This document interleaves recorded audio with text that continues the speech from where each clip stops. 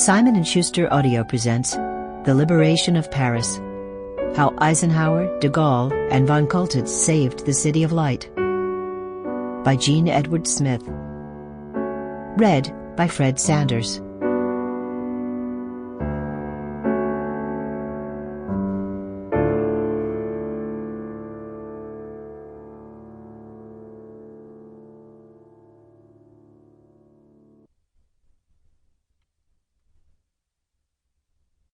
For Christine. 1. Paris occupied. Paris has always fascinated me. I could have marched at the head of my troops under the Arc de Triomphe, but I did not want, under any pretext, to inflict this humiliation on the French people after their defeat. I want no obstacle to this Franco-German entente, which will happen, I am sure. Adolf Hitler. Paris, June 28, 1940. German troops entered Paris in the early morning hours of June 14, 1940. There was no fighting, and no shots were exchanged. French General Maxime Weygand, the army's commander-in-chief, had declared Paris an open city, and it was not defended.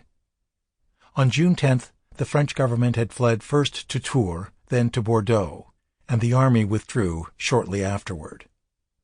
Unlike World War I, in which the French army defended the approaches to Paris successfully in 1914 and again in 1918, this time the army withdrew without a fight. The French leadership recognized that the war was lost, and chose not to defend the capital city. Paris, with a population of 4 million and incomparable art treasures and historic monuments, became German territory overnight.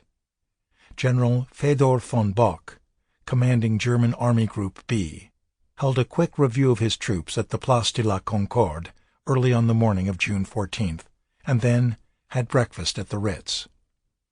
The beginnings of World War II and the history of France preceding it must be understood to appreciate the significance of the German occupation of Paris.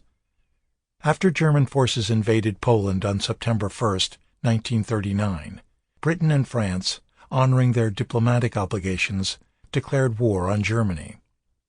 That decision was not popular in France. There were no supportive demonstrations in Paris or other French cities when war came. No ringing declarations of the righteousness. Sample complete. Ready to continue?